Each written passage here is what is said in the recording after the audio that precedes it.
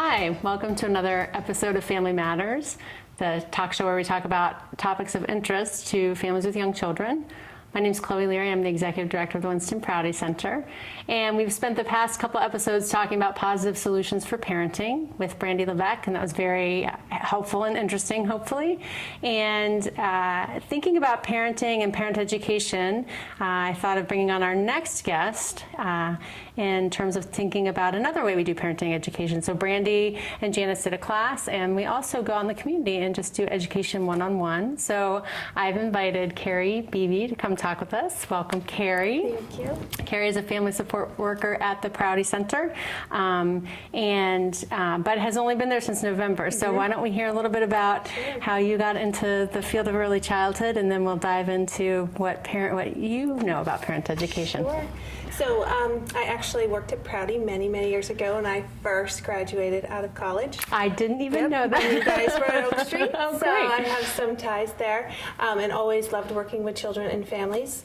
And throughout my working history in the community, I've worked at Winston Prouty, and I opened up my own family childcare at one point, and then I worked at Wyndham Child Care Association, and most recently at Early Ed Services, and then back to Prouty doing direct service work. Oh my gosh, so you have done the route of early childhood service providers. Yes. So you've seen a lot, I'm sure. How many years is that altogether in early childhood? At least over 20, so. Oh, that's excellent. Yeah. Good. Well, we are so excited to have you back at Prouty, and really excited particularly about this evidence-based home visiting model, which sounds very scary, but excited to learn more about that from you. So let's dive in. So tell us, this model is called Parents as Teachers, or PAT, which I think is a great start because parents are their child's first teacher. So that's a good start. But why don't you tell us first about, just give us a general overview about what is this? Yes.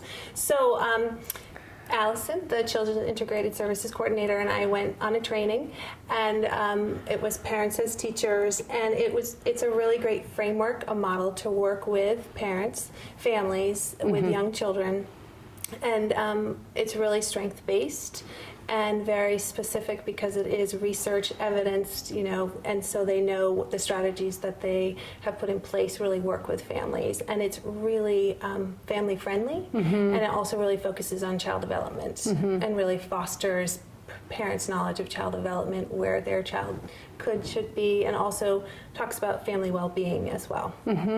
So lots of different angles of sort of parents as teachers. We talked a little bit with Brandy, and it's come up before about parents are sort of born when children are born, but that doesn't mean we always know, what to do as parents. What are some of the specific elements of parents as teachers that you've learned about that in terms of the topics? Sure. So Parents as Teachers does home visiting. So right away you go into the home. There's a lot of, we were trained as parent educators. So we went through a very extensive training, and we bring in curriculum ideas, and not so much curriculum, but ideas for parents to do with their child to foster their growth and development. And one of the things that I really liked about PAT was that it's all children will learn, grow, and develop to realize their full potential, and that this model really believes that the parents are their child's first and best teacher, and that's really important. And parenting is not easy, and this program is from prenatal through 3, and then there's another one through 3 to 5. But it's so important to reach out to families who, just like you said, they're just born when their child is born as a parent. So home visit, we do a lot of home visiting through the Prouty Center right now through Children's Integrated Services, and you do that through both family support and family supportive housing.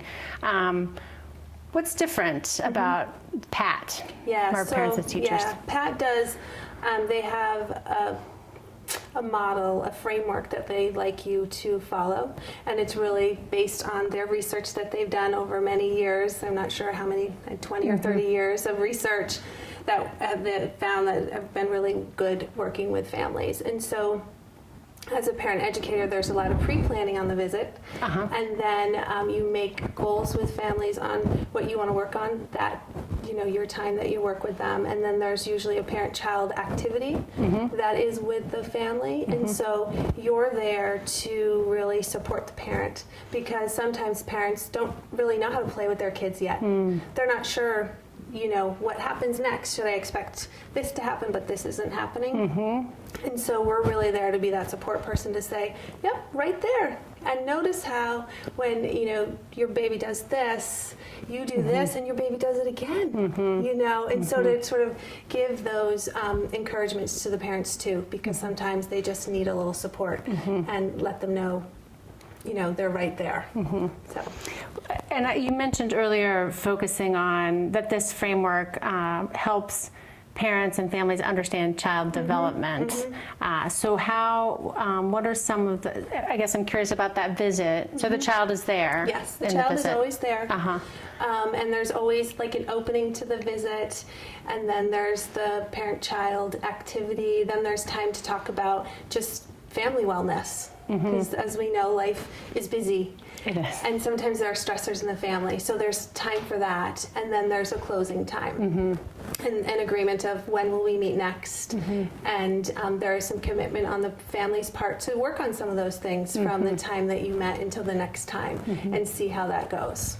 So, and it's for any family? Any family. Because I'm thinking about when we talked with Mary Coogan about early intervention, that's really for kids whose development is sort of maybe a little not quite on track, but this is for anybody. Yep. Can you give me an example of like an activity, like let's say you're visiting, you know, pick an age and tell me an activity that you know. Yep. So one of the fun things that when we were part of the training, we did some of those activities, and one was sorting, you know, and sorting different things into canisters, you know, or putting chips into a canister, and all of those fun things. And the one thing I love about what Pat has is that they want most of the things to be readily accessible in the home. So it's using, you know, a paper towel roll, you know, empty, and you're maybe putting a little ball, you know, through it, or you're putting a scarf through it, and the children are pulling and learning cause and effect, and all sorts of things like that. So, and it's just, you know, putting fun into playing with your child. Which, you know, again, I'm thinking about what Brandy and I talked about in terms of one of the primary things we can do is help parents and families develop relationship with their child, and how to be in relationship with each other as a way to impact development and support development. Yes, and sometimes that relationship can be, it's hard, you know, like when children start getting a voice and becoming two, and, you know, all of those pieces that can sometimes be challenging, or just parents go, oh my sweet little is now not so, but it's really part of how they learn and grow. And so, and I'm just thinking with home visiting, your opportunity as opposed to, you know, coming to a class or even seeing somebody in an early learning environment. By being in the home, you get to not only, it's that natural environment that sort of makes it, helps parents really feel maybe like this, oh, I can do this too. Yeah, it's a way they spend the majority of their time with their children, usually. And, you know, they're most comfortable in their home often, you know, and the kids too. Yeah. Yeah. It's a great, safe place to be. Hopefully. Yeah. Yes. Yeah. And that is, I'm just thinking of, you know, I'm sure one of those topics is keeping kids safe. Like, don't forget to block off the stairs. Like child-proofing your home. Exactly. Right. That, that's, I think there is, again, a lot of information out there, and maybe, you know, I'm just thinking with this kind of program and having parent educators who can go out and support people in their homes helps make sense of it. You know, you can maybe look up child-proofing your home on the internet, but, you know, it's a little overwhelming. There's a lot of it. Yeah, the one thing about this curriculum that's pretty great and supports the parent educators is there's a whole online curriculum. So if you are a parent educator, you have access to all of those activities and parent handouts. So if there is something specific that a parent has brought up, maybe it's, you know, Sarah's not talking like the other kids her age are. So, you know, I would look up on that online curriculum, and there's something for me as a parent educator to look at and see, okay, let's look at this. How does the brain develop at this age? What supports, what do parents need? What do children need? So that I can give more information to the parents. And then there's specific, parent-child activities that you can share. And then handouts to give to parents so they can read it as well. So it is a lot of different ways that you can gather information. I have a question about you one of the things with evidence-based anything is, and you've talked about, there's a curriculum, here's how we do the visit, and it could be kind of scripted, or that can be a challenge, I think, with here, do this model, do this program.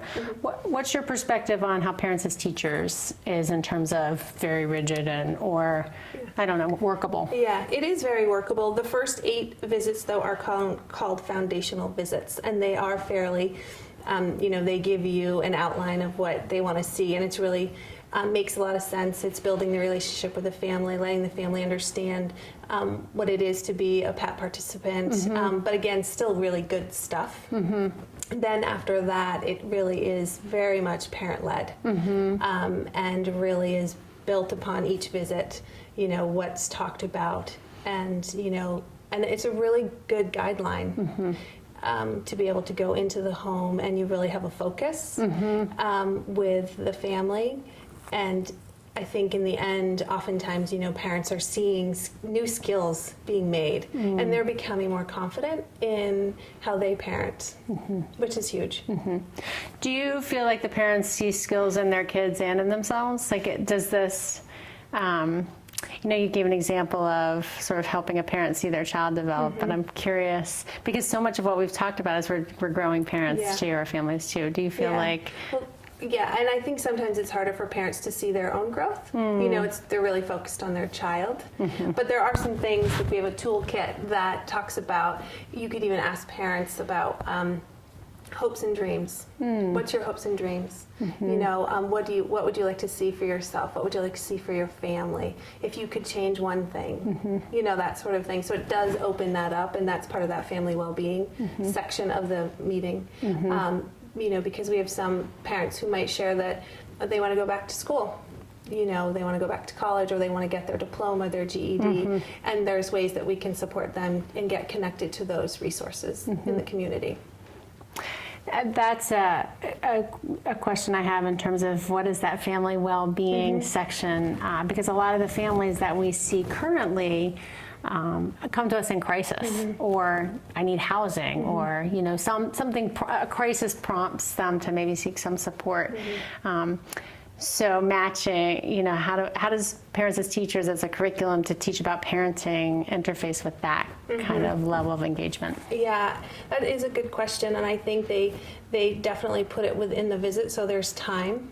And sometimes, one of the trainers said, sometimes we do a lot of family well-being on that particular visit, if that's what's needed, if there does become something that's a little bit crisis, but being able to get connected into other resources. So parent educators need to know what's out there in their community, because really parents as teachers is not really a crisis model.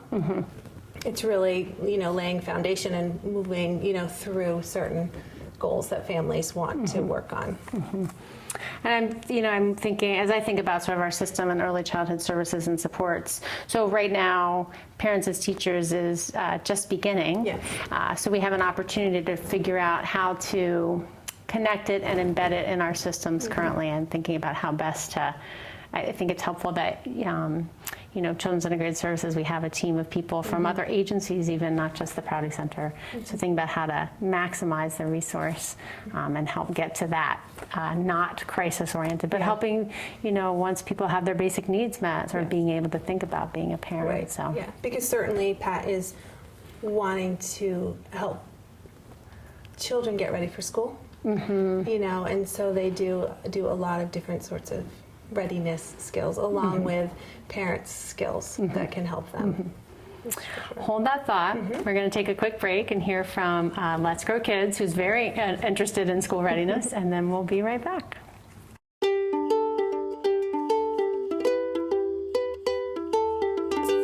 For the youngest among us, Playtime is more than just fun. It's learning and development. When we stimulate a child's curiosity and natural desire to connect with others, we help them develop the important skills needed for school, relationships, and life. Join Let's Grow Kids to help all of our children reach their full potential. Learning starts day one. And we're back. We're talking with Kerri Beebe about Parents as Teachers, a evidence-based home visiting model for working with families and helping them learn how to be parents. We were just talking about school readiness.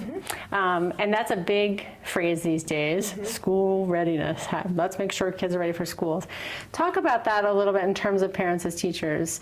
And what is it that is so important? What helps kids get ready for school and beyond? And beyond, yeah. And this is where I think Pat does a really nice job, because they give a lot of resources for parent educators to know about, where kids in child development, brain development, really interesting things that you can bring to parents about the importance of kids being ready, like being a good friend, learning to be a good friend. Those social skills. And yes, it's great that kids can also learn numbers and colors and all those things, but it's all about making it really fun and part of their everyday life. So it's when you're walking with your kiddo on the street, you're noticing colors, the green grass, the blue sky, all of those very simple things that sometimes as parents, we're really super busy. And so it's just a good reminder to say you can incorporate all these really great things and nurture your child's brain development, to be that much ready to just be in school, but in a very gentle way as well. It sounds sort of low pressure, I guess. It would be easy, when you say curriculum, and, I will say I saw the books about Parents as Teachers. They're big, thick books. Big ones. And so it can feel overwhelming. But what I'm hearing you describe is pretty, again, sort of built into the natural environment. That you can have a paper towel holder and a scarf, a ball, and that's all you need. And absolutely. Yeah. It's really very family friendly and very strength based, because they really want to meet families where they're at and really work with that family. And it's not directed on what parent educators think the family needs. It's what the family knows they thinks, wants, maybe aspires. One day I wish, this is what I hope for, this is something I never thought I could do. That is so important, that meeting families where they are. I think it's one of the hardest things to when you're in the field as a parent educator, as a family support worker, knowing how to come and offer what you have to offer in the context of the family. So I'm glad to hear that Parents as Teachers supports that, because I think we do have expertise to offer. So if, I think of touch points, which I think we've talked about a little bit on the show, but accepting that parents are the expert in their child doesn't mean they know everything. It just means they know their child really well, and then we might have some knowledge about development to share, and putting that together to move forward. It definitely is a partnership. They talk a lot about that, partnering with parents. And the other part that is important too is helping parents, if they want to, sort of expand some social networking, because especially in our Vermont area, it can be very rural, and so that can be really important. And it doesn't always come easy to people. So just to have some extra support. Right, and it's that is a great point. And one of the elements I do remember reading about in Pat was group connections. Talk a little bit about that element of the program. Yeah, so that basically is opportunities for families to get together, and usually there's some sort of, focus on it, but really the foundation, the reason why it is to do it is just to get parents together, and to sort of normalize everything. Like parents are feeling the same way, and that can be really helpful to know if you've had a really stressful day for X, Y, and Z, that someone else has too. And just to share that with other people. You mentioned coming from family strengths, and I wanted to touch on another sort of phrase out there that people are hearing in early childhood is strengthening families, and the strengthening families approach, which I think is meant to be strengths-based and also build strength. How does that intersect with parents as teachers? I think that intersects really about that they are encouraging and supporting parents to build the capacity of lots of different skills and how, to maneuver through life in general and to sustain it and to be able to, sometimes life is really tough. And so it's resiliency skills too, and having that ability to know, to have that support system.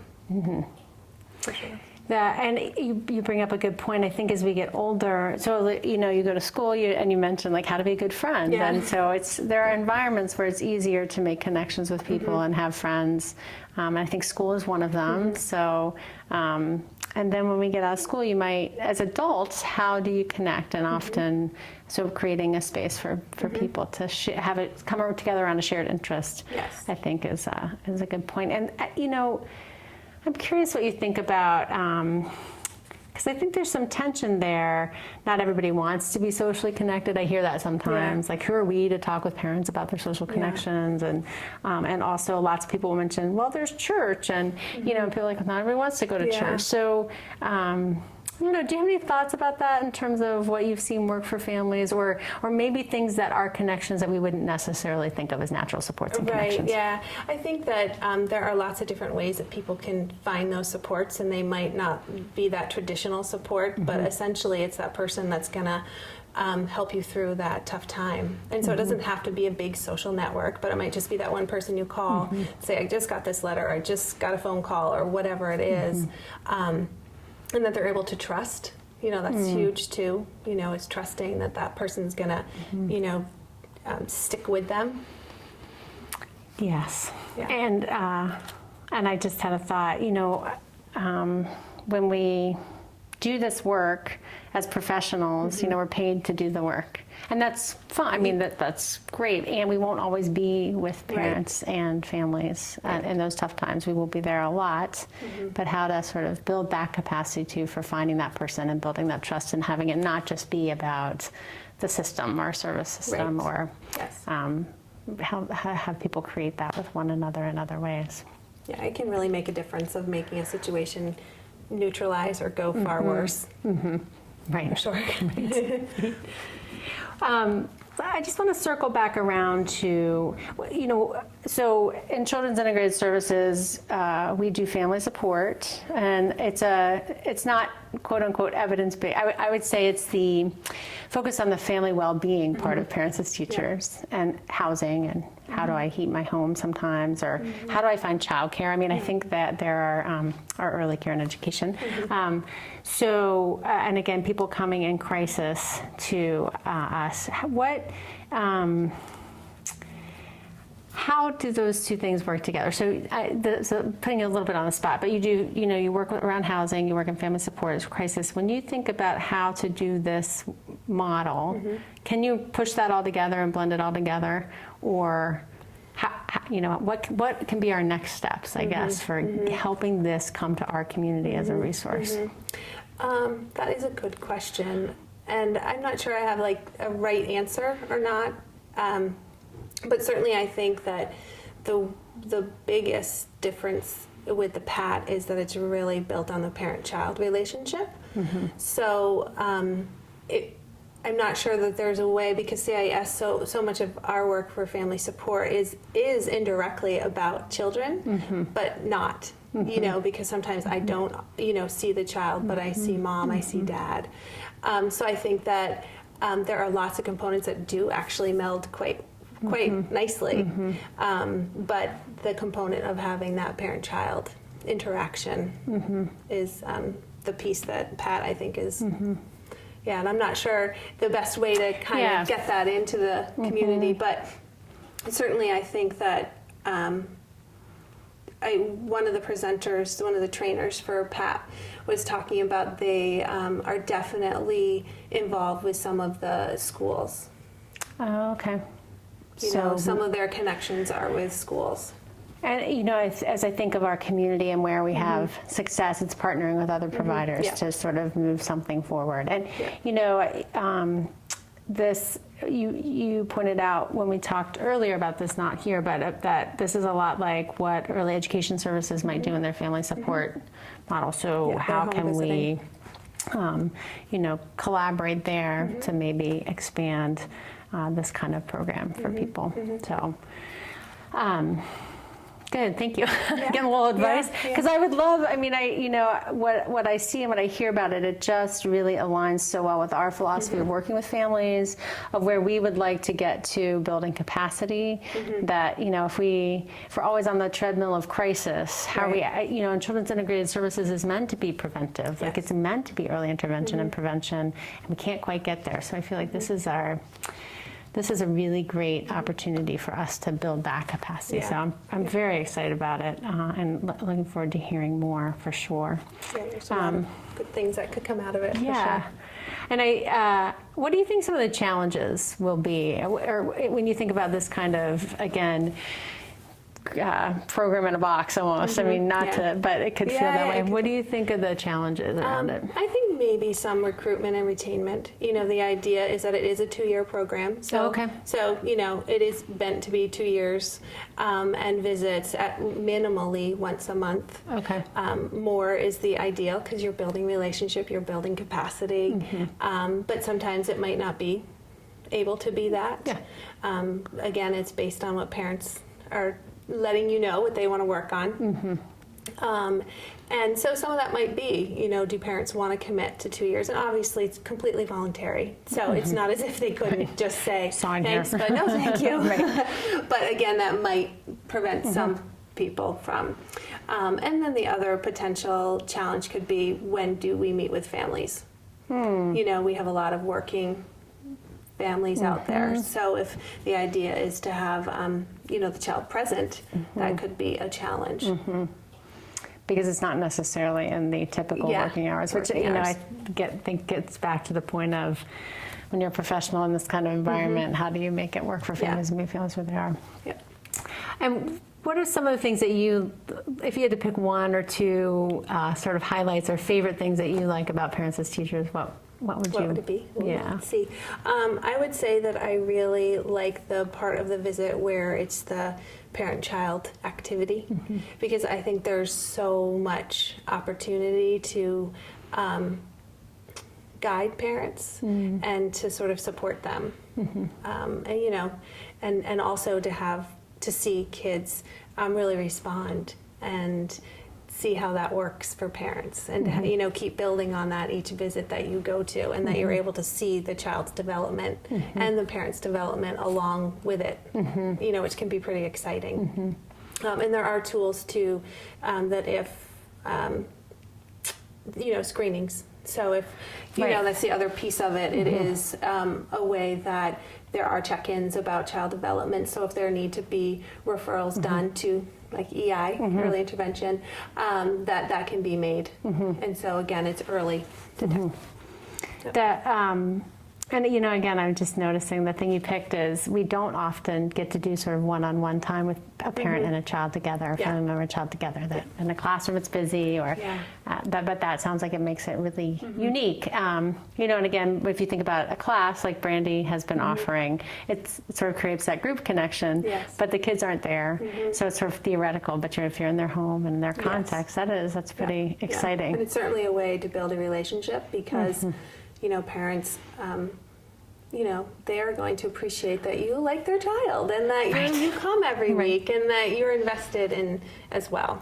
And so it's building that trust as well. Great, good. Well, we are out of time to talk about parents as teachers, but we will stay tuned because my hope is that we can really, now that you've been trained and Allison's had the training, that we can make a go of it. So thank you so much for joining us.